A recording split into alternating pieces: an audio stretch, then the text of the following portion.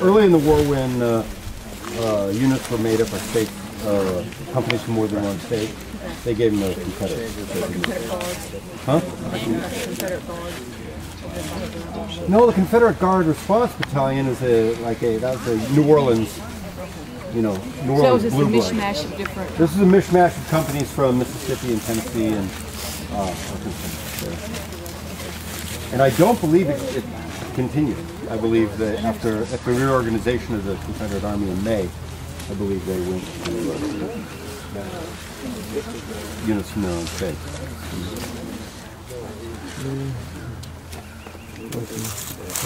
All right, the tablet does a pretty good job of explaining the timeline of what we were just talking about. Shaver's brigade came bounding through that camp, fighting their way through the left end of the 49th Illinois camp, advanced to this side of the field, encountered very heavy opposition from the 1st Brigade of General McClernand's division, which was deployed back here in the woods. You can see some monuments back there if you look hard. Fell back and then attacked again with the rest of the Confederates, and at about in the area of 10:30 to 11 o'clock they finally burst through this line and drove the Federals straight on to the north.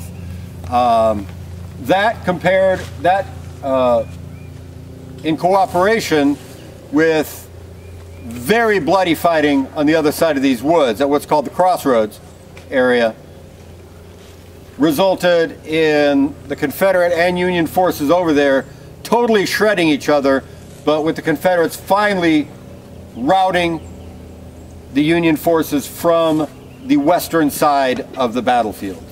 And again, they drove them back over there. And again, at this point, Shaver advanced to this point, fell back, as it said here, advanced again, carried the line, which took them through these woods and took the right of their line into another field that's not too far from here called Duncan Field. And when they went into Duncan Field, they were surprised when they received fire from their right, from the other side, from the east side of Duncan Field, from a very thick and tangled thicket of vines and briars and second growth. They pulled back, they had to reorganize, and then for the rest of the day, a lot of the attention in the Confederate center turned to that hornet's nest position east from here, while the rest of the Confederate Army pushed to the north. Now, what happens to Stanley in that time is going to be embodied in his narrative here. And as you'll see, he leaves the battle at this point. He'll tell you why. And it gave him a chance, upon doing it, to walk back across this field and look at the results of those various attacks across Review Field that left this entire field scattered with hundreds of Confederate dead and wounded. 198 casualties alone in the 4th Tennessee Regiment, which attacked across the western end of the field. And it'll give you a feeling about what happened to him psychologically, and what happened to a lot of the soldiers psychologically, and what does happen when one is exposed to combat. Our progress was not so continuously rapid as we desired, for the blues were obdurate. But at this moment we were gladdened at the sight of a battery galloping to our assistance. It was time for the nerve-shaking cannon to speak. After 2 rounds of shell and canister, we felt the pressure on us slightly relaxed. But we were still somewhat sluggish in disposition, though the officers' voices rang out imperiously. Newton's story at this juncture strode forward rapidly with the Dixie's banner until he was quite 60 yards in the foremost. He halted and, turning to us smiling, said, "Why don't you come on, boys? You see, there's no danger." His smile and words acted upon us like magic. We raised the yell and sprang lightly and hopefully towards him. Let's give them hell, boys," said one. Plug them plumb center." Thank you. Thank you. It was all very encouraging, for the yelling and the shouting had taken up by the thousands. "Forward, forward, don't give them breathing time," was cried. We instinctively obeyed, and soon came to a clear view of the bluecoats, who were scornfully unconcerned at first, but seeing the leaping tide of men coming at a tremendous pace, their front dissolved and they fled on the double-quick retreat. Again we felt the glorious joy of heroes. We were no longer an army of soldiers, but so many schoolboys, racing, in which the length of legs, wind, and condition tells. We gained the second line of camps, continued the rush through them and clean beyond. It was now about 10 o'clock. My physical powers were quite exhausted, and to add to my discomfiture, something struck me on my belt clasp and tumbled me headlong to the ground. I could not have been down many minutes, prostrated before I recovered from the shock of the blow and the fall, to find my clasp deeply dented and cracked. My company was not in sight. I was grateful for the rest and crawled feebly to a tree, and plunging my hand into my haversack, ate ravenously. Within half an hour, feeling renovated, I struck north in the direction the regiment had taken, over a ground strewn with bodies and the debris of war. The desperate character of the day's battle was now brought home to my mind in all of its awful reality. While in the tumultuous advance, it was only at brief intervals that I was conscious of wounds being given and received. But now, the ghastly relics appalled every sense. I felt curious as to who had fallen in the grays and where they were, and I moved to one stretched out straight. It was the body of a stout English sergeant of a neighboring company. At the crossing of the Arkansas River, this plump, ruddy-faced man had been conspicuous for his complexion, jovial features, and good humor, and had been nicknamed John Bull. He was now lifeless and lay with his eyes wide open, regarding the scorching sun. And the musketry crackled incessantly along the front.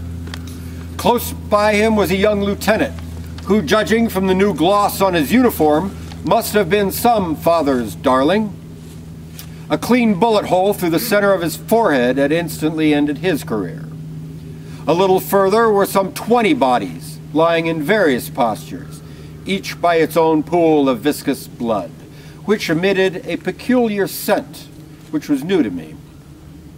Beyond these, a still larger group lay, body overlying body, knees crooked, arms erect or wide, stretched and rigid. The company opposed to them must have shot straight. Other details of that ghastly trail formed a mass of horrors that will always be remembered at the mention of Shiloh. I can never forget the impression of those wide-open, dead eyes made on me. Each seemed to be staring out of its socket, with a look similar to the fixed, wondering gaze of an infant. My surprise was that the form we had made so much of, that nothing was too good for, should now be mutilated, hacked, and outraged, and that life, hitherto guarded as a sacred thing, and protected by the Constitution, law, ministers of justice, police, should all of a sudden be given up to death. I cannot forget that half-mile square of woodland, lighted brightly by the sun and littered by the forms of about 1,000 dead and wounded men and horses, for it was the first field of glory I had seen And it was the first time that glory sickened me with its repulsive aspect and made me suspect that it was all a glittering lie. My thoughts reverted to the time when these festering bodies were the idolized objects of their mother's passionate love, their fathers standing by, half fearing to touch the fragile little things, and the wings of civil law outspread to protect parents and children in their family love, their coming and going followed with pride and praise, and the blessing of the Almighty overshadowing all. Then, as they were nearing manhood, through some strange warp of society, men in authority summoned them from school and shop and field and farm to meet in the woods on a Sunday morning for mutual butchery. With the deadliest instruments ever invented, civil law, religion, and morality complacently standing aside while 90,000 young men who had been preached and moralized to for years were let loose to engage in a carnival of slaughter. Only yesterday they professed to shudder at the word murder. Today they lusted to kill and were hounded on to the work of destruction by their pastors, their elders, mothers, and sisters. Oh, for once I was beginning to see the real truth. Man was born for slaughter. All the pains taken to soothe his savage heart were unavailing. Holy words and heavenly hopes had no lasting effect on his bestial nature. For when once provoked, how swiftly he flung aside the sweet hope of heaven and the dread of hell, with which he amused himself in times of ease. As I moved, horror-stricken, through the fearful shambles, I was unable to resist the belief that my education had been in abstract things, which had no relation to our animal existence. For if human life is so disparaged, what has it to do with such high subjects as God, heaven, and immortality? And to think how devotional men and women pretended to be on a Sunday. Oh, cunning, cruel man. He knew the sum of all the real knowledge of effort was to know how to kill and mangle his brothers. And we were doing it today. Reflecting on my own emotions, I wondered if other youths would feel that they had been deluded like myself with man's fine polemics and names for things, which vanished with reality. A multitude of angry thoughts surged through me, and I cannot describe them in detail, but they amounted to this: that a cruel deception had been practiced on my blank ignorance, that my imagination and feeling had been darkened, and that man was a creature from which I recoiled with terror and pity. He was certainly terrible and hard, but he was no more to me now than a two-legged beast. He was cunning beyond finding out, but his morality was only a mask for his wolfish heart.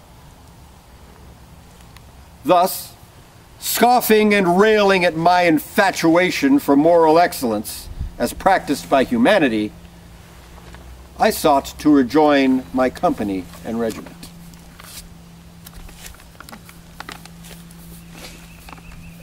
This brings us as far as we're going to follow Henry Morton Stanley on his journey today. But I think the last few passages that we read of his memoir provide an excellent illustration of what happened to everybody on this battlefield during the same amount of time that he described. Indeed, he started his journey as a 19-year-old kid who enlisted because he was afraid the girls wouldn't think he was manly if he didn't. 2 hours before this, he was placing violets in his hat, hoping that the Yankees wouldn't shoot him. 2 hours before that, when a single bullet went through the trees, his friend, who would not be around at the end of the 2 hours, whispered, "That's a bullet." 2 hours later, maybe closer to 3 hours later, probably 1,000 of them shot dead or mangled on the ground we just covered. Thousands more to the east and the west as the Confederates moved through here. Thousands of Federals having the same experience. Within 2 or 3 hours of putting violets in his cap, Henry Morton Stanley had pretty much given up on humanity. Pretty much given up on religion. Pretty much given up on politics. On the idea of free government, of people getting together for democratic purposes. To him, all of these high-minded things distilled down into this field of complete and utter slaughter. Now, certainly most of the Confederates and most of the Union soldiers that fought over the same ground held tight to their ideals, because indeed they fought on for 3 more years.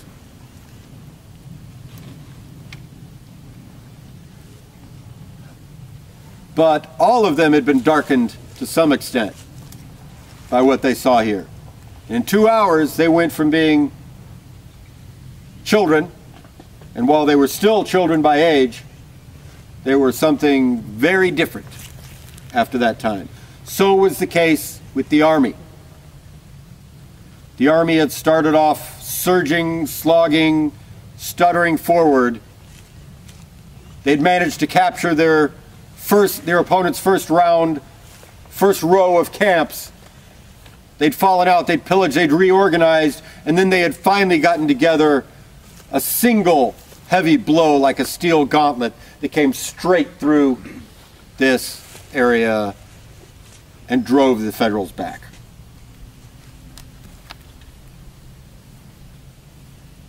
So much had changed over the short amount of time that they fought here. The same amount of time we've spent talking about it, just 2 hours.